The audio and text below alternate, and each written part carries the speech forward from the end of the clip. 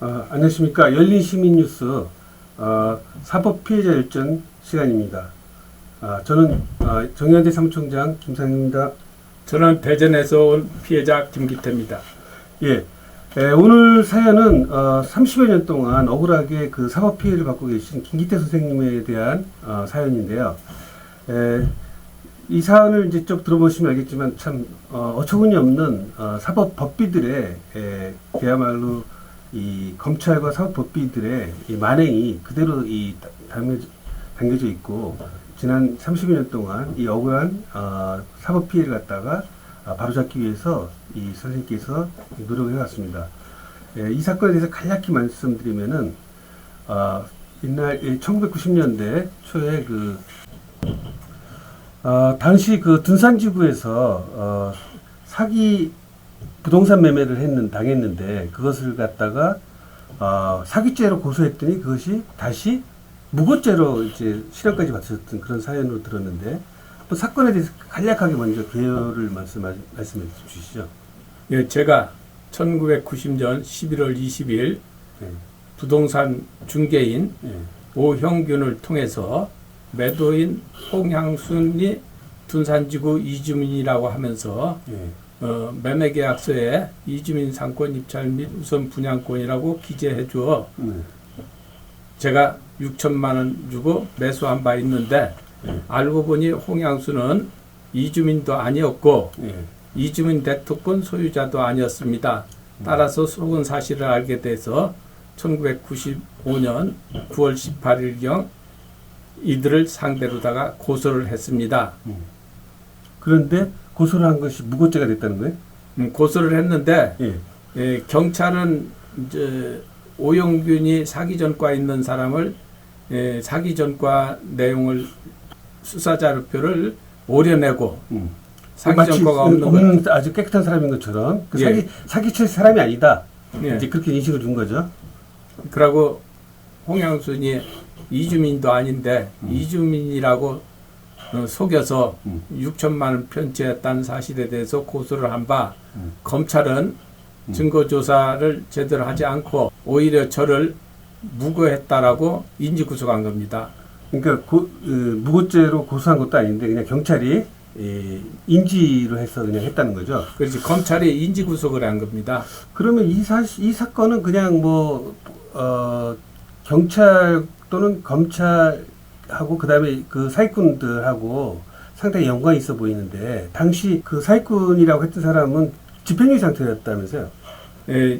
제가 고소하기 직전 징역 8월에 집행유예 2년 기간이었습니다. 그 기간에 제가 고소했기 때문에 당연히 부동산 사기꾼 오영근을 구속수사해야 함에도 이를 구속수사하지 않을 목적으로 오영균의 사기 전과가 없는 것처럼 오려냈습니다. 자, 그러면은 그 당시 그 계약서를 한번 보시고 이게 왜 사기인지에 대해서 한번 설명을 좀 해주시죠. 자, 이 계약서를 보시면 부동산의 표시가 이제 보시면 이제 둔산지구 이주민 상권 입찰 및 우선 분양권 이렇게 돼 있네요. 예. 그 다음에 대지 면적은 그 토지개발공사 규정 이렇게 돼 있고, 그 다음에 건물 구조 및 용도는 상권 내갖고 가로 현재 정육점 이렇게 돼놨네요. 예. 자, 그러면 이 사람이 그 당시 샀을 때는 그럼 이주민이라고 자기가 이제 이렇게 속였던 겁니까? 예. 근데 사실은 이제 이 정육점이서 이제 새 들어서 정육점을 하는 사람이었고요. 예. 그 완전히 사기네요. 아니, 이렇게 되면은 이주민이 아니고 이주권이라고 하는 것은 이주민에 대해서 그 우선 분양권, 입찰 및 우선 분양권 이런 것들이 이주민한테만 주어지는 건데, 왜 이 세입자가 주장하는 이 명백한 사기를 갖다가 그 정당한 매매라고 주장했던 거죠? 그 사람들은? 예, 제 사건이니까 제가 설명을 하겠습니다. 1990년 11월 20일 부동산 중개인 오형균이 저에게 이주민 대토권을 사게 되면은 그 배 수입이 보장된다 해가지고 제가 매매 계약서를 하게 됐습니다. 그래서 매매 계약서를 보시게 되면은 부동산의 표시를 둔산지구 이주민 상권 입찰 및 우선 분양권이라고 기재했습니다. 그러고 저 토지개발공사 규정에 의해서 평수가 나온다 해가지고 물어보니까 70평 내지 80평 그 상가 건물을 질 수 있는 토지입니다. 대토권으로 일종 본 거죠. 예. 이걸 대토권이라고 하고 그 옆에 저 상권이라고 이렇게 한 것은 그 당시 홍양순이가 정육점을 하던 것입니다. 그래서 당시 정육점을 하던 이 홍양순은 세입자였고 이 집주인은 이 박정식이라는 건물 소유자였습니다. 그런데 홍양순이 자기 건물인 것 같이 이주민이라고 속여서 저한테 우선 분양권 이주민 대토권을 6천만 원에 매도한 사실이 있어가지고 이에 속은 사실이 있어서 제가 고소를 한 바 있습니다. 그러면 이제 완전히 속인 것이 사실인데도 불구하고 경찰은 왜 이걸 갖다 또는 검찰은 왜 이걸 정당한 매매라고 봤던 거죠? 제가 고소할 당시 부동산 중개업자 오형규는 징역 8월에 집행유예 2년 진행 중에 있었던 자입니다. 저 오형규는 같은 지역, 같은 유형으로다가 사기해서 구속된 건데 제 사건을 또 사기친 것입니다. 아, 그러면은 이게 어떻게 보면 상습범이었는데 그 당시에 저도 이제 대전에 살아서 아는데 거기가 이제 대규모 택지 개발이 있었고 그 부분에서 제가 알기로는 이런 사기들이 계속 행해했던 게 뭐냐면 이게 이 한 건이 아니라 굉장히 광범위하게 수백억이었던 그 사기꾼 집단들이 계속 있었는데 거기에 걸렸던 걸로 보이는데 제가 당시 매매 계약 당시 부동산 업자 오영균이 약 500억을 벌어가지고 그놈을 가지고 흥청풍청 쓰고 다녔다고 이렇게 얘기하면 그 사람은 무엇 하느냐 하니까 증권을 한다고 하더라고요. 그래서 돈이 많고 나를 속일 사람은 아니었구나라고 생각했습니다. 결국 이제 이렇게 된 걸 봐서는 입주민 대토권은 아닌데 이거 사기로 이제 팔았던 건데 그러면 이제 그 당시에 이게 사기라고 하는 증거가 이제 이행각서에 나타난다면서요? 예, 그 당시에 6천만 원 주고 이주민 대토권을 양도한다 해가지고 매매 계약을 체결한 거고 그 매매 계약서에는 우선 분양권이라면 기재했기 때문에 제가 잔금을 줄 때 공증사무실에 가서 이행각서를 공증하게 됐습니다. 공증하고 그 당시 별지각서를 따라서 공증까지 했는데 이행각서가 있고 이 이행각서에 따른 별지각서가 있다는 거죠? 예. 자, 이게 별지각서로 보이는데 요 내용이 뭐죠?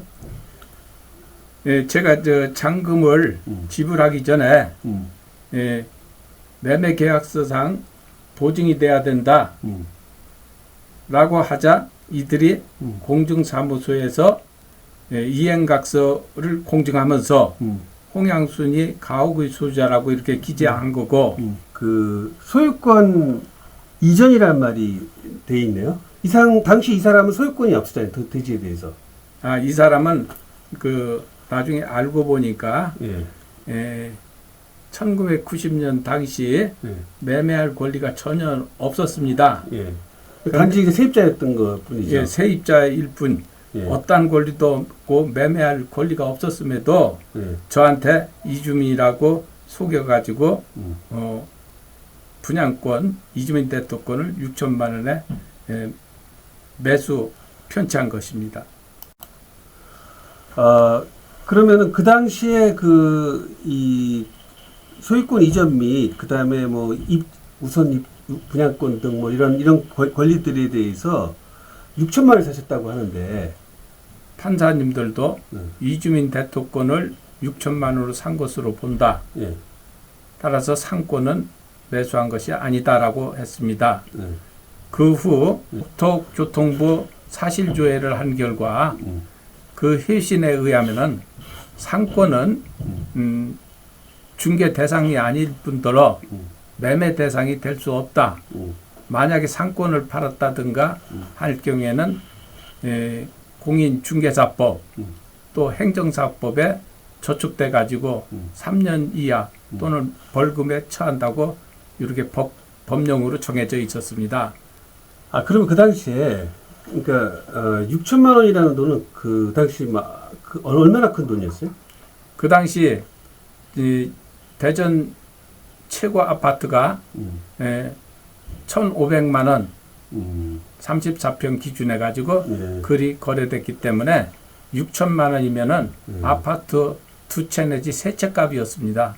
고급으로 한 세채 값이 되겠네요. 1,500 예, 예. 곱하기 4하면 6천이니까 어마어마한 큰 돈인데 그걸 갖다 그냥 단지 세입자한테 어떤 말도 안 되는 상권을 샀다는 거는 또 존재하지도 않았고 그 당시에 그 상권이라는 것 전체도 존재하지 않았을 뿐만 아니라 팔 수 없었던 것인데 그럼 국토부에서 그때 문의를 했던 뭐 공문이 있습니까? 예. 공문을 갖고 왔습니다. 예, 제가 그 토지공사에다 사실조회 회신을 조탁한 결과 토지공사에서는 1990년 11월 당시 홍양순에게 둔산지구 이주민 상권 입찰 분양권 속칭 상권을 권리가 존재하지 않았으며 토지공사에는 홍양순에게 둔산지구 이주민 상권 입찰 분양권 속칭 상권을 주기로 예정한 바가 없다고 하였습니다. 그러니까 이제 여기에는 어떤 이주민 설사 사실이라 하더라도 문제가 되는데 이주민 대토권이라든지 그런 분양권 자체가 전혀 없었다는 이제 회신을 해온 거죠, 일종으로 일단은. 예, 상권이라는 것은 토지공사에서 팔고 사는 것도 아니고 상권은 거래 대상도 안 된다는 그 회신이 왔고 또 두 번째 회신은 이렇게 되어 있습니다. 1990년 11월 당시 홍양순이 살던 지역은 건설부 고시도 안 났고 당시는 건설부 고시도 안 났고 매매할 권리가 없었으며 그 다음에 1992년 2월 6일 건설부 고시가 된 지역입니다. 그래서 건설부 고시된 이후로다 홍양순에게 어떠한 권리를 준 적이 없고 1995년 12월 10일경에 입찰 자격이 부여되었으나 홍양순이 입찰 자격도 3회 불참하여 실효되었습니다.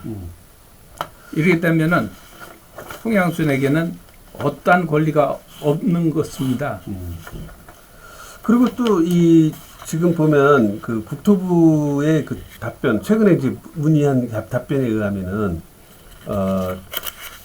이 부동산 목적물에 써있던 그 상권이라 함은 부동산 매매 대상이 될 수 없다고 공인중개사법에 돼 있고 또 이것을 사고 팔았다면은 행정사법에 위반된다라는 이 국토교통부의 이제 유권 해석이 이제 최근에 왔었죠. 이 상권이란 것은 이 사건에서 목적물이 될 수가 없습니다. 그렇죠. 목적물은 분양권, 이주민 대토권을 지칭하는 것입니다. 자, 그렇게 해서 이제 억울하게 이제 유죄 판결 갖다 받았는데 이후에 이제 굉장히 많은 이제 뭐 여러 가지 법적 투쟁을 하셔서 뭐 유증죄도 받아내시고 그 사람들에 대해서 또 여러 가지 이런 국토교통부라든지 또 여러 가지 그런 이제 증거 자료를 해서 재심이 이제 인용이 돼서 재심을 하셨다면서요. 2018 제노 3이라고 하는 무고사함 사건을 재심을 받으셨네요. 예. 이 재심 결과 어떻게 됐어요? 예, 무죄를 이제 피고인 무죄. 여기 보니까 피고인은 무죄다 이렇게 되어 있네요. 예. 하고 무죄의 요점은 상권이 아닌 이주민 대토권을 매수한 것으로 보인다. 이렇게 판결했습니다. 자, 그러면은 그때 고소를 해서 하셨던 이유와 그 다음에 이게 재심이 돼서 다시 이제 대법원까지 가서 다시 어떻게 됐는지 그 상황 말씀해 주시죠. 이주민 대토권을 6천만 원 샀는데 홍양순이가 5년이 다 되도록 음. 이주민 대토권을 양도해 주지 않아서 토지공사에 가서 알아본 결과 사기당했다가 하가야 그 다음에 고소를 한 거였네. 고소를 한 것이고 예. 그 토지공사에서 홍양순에게는 1990년 당시에. 세입자이기 때문에 어떠한 권리를 준 적도 없고 네. 준 적이 없다고 해서 제가 이제 사기당한 것을 알게 돼서 고소를 하게 된 것입니다. 근데 그걸 이제 무고라고 해서 이제 검찰하고 이제 업자하고 짜고 이렇게 해서 이제 하셨는데, 그래서 이제 재심 판결을 이제 받아서 일단 무죄로 이제 확정이 된 거죠, 이 당시에. 네. 그런데 이 무죄를 받았는데 이걸 갖다가 검찰이 상고를 했다면서요? 예. 상고를 해서 그 결과 어떻게 됐어요?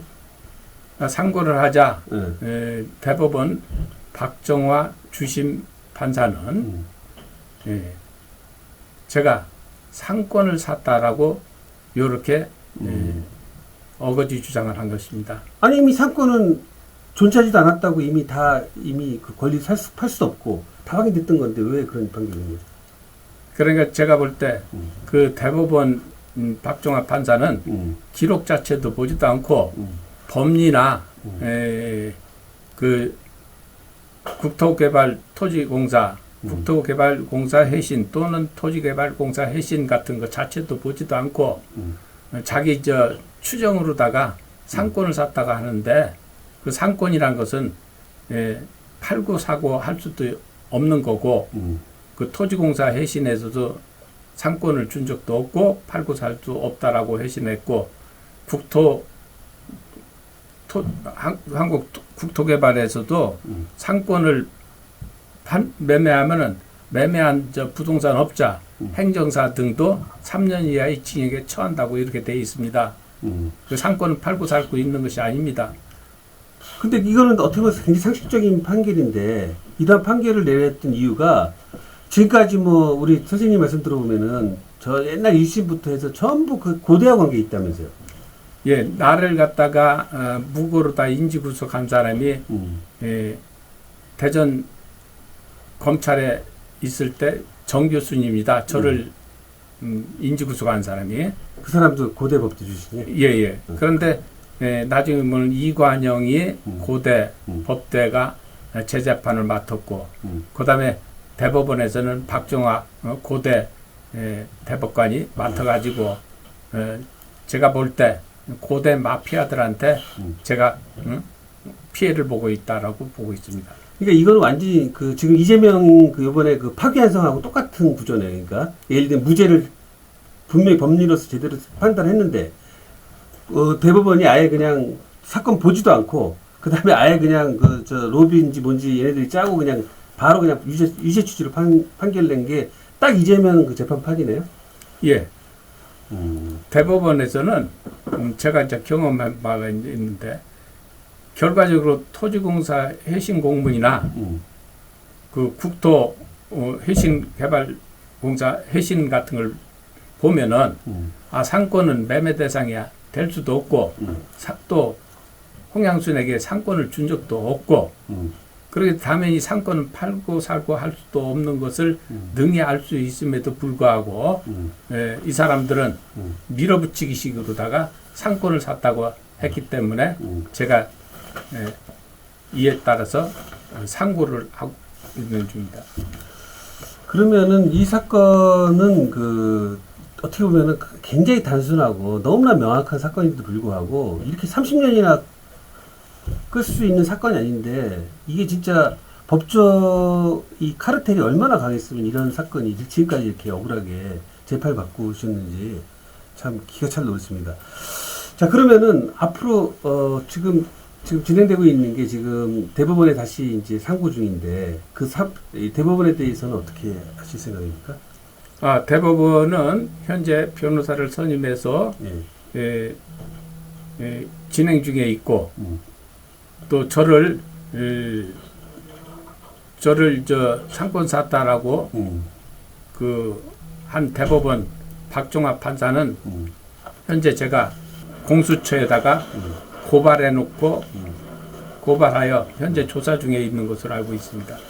오늘 그 사법 피해 일전에서 보시는 바와 같이 너무나도 명백한 사건. 피해자하고 가해자를 완전히 뒤바꿔 놓고 경찰은 이 사건에서 예를 들면 사기꾼의 전과 기록까지 그냥 다 속여서 어떻게 보면은 이 검찰, 경찰, 그 다음에 법원 모두가 이 한통속이 돼서 이 피해자와 가해자를 완전히 뒤바꿔 놨습니다. 마치 이재명 그 후보가 뭐 말도 안 되는 걸로 이제 허위사실 유포로 기소를 하고 윤석열 같이 뭐 장모는 10원짜리 한 장 받은 적이 없다. 마누라 김건희는 뭐 구약성서 다 외운다. 뭐 이런 거짓말들은 그냥 다 그냥 해놓고 지금 와서 낙선한 사람을 갖다가 어떻게든지 후보를 못 만들게 하려고 하는 것과 마찬가지로 완전히 적반하장의 이제 피해자였던 걸로 보입니다. 제가 볼 때는. 자, 앞으로 어떻게 이제 투쟁하실 겁니까? 제가 이 사건을 전부 총체적으로 요약해서 정리를 하게 되면은 홍양수는 매매 당시 어떠한 권리도 없었다는 것을 능히 알고서 부동산 중개업자와 공모해서 저한테 이주민 대토권을 사게 되면은 6천만에 사게 되면은 100이 난다라고 속였던 거고 그 후에 알고 보니까 홍양수는 이주민도 아니었고 세입자였으며 세입자라는 사실을 숨기고 저를 속여가지고 6천만 원을 편취한 것입니다. 이 사건을 더 자세히 보면은 봉이 김선달 대동강 팔아먹은 거하고 똑같습니다. 자, 오늘 그 사법 피해자 일전에서는 이제 억울하게 지금 30여 년 동안 사기꾼을 갖다가 고소를 했더니 거꾸로 검찰이 사기꾼 편을 들어갔고 이 무고죄로 지금 그동안에 재판을 받으면서 사회 피해를 받아오신 김기태 선생님 말씀을 자 저희 정의연대에서는 사법 피해자 사건에 대해서 끝까지 함께 투쟁할 것입니다. 여하튼 억울한 점을 끝까지 파헤쳐 주기를 기대하겠습니다. 자, 이상 저는 정의연대 사무총장 김상민이었습니다. 저는 피해자 김기태입니다.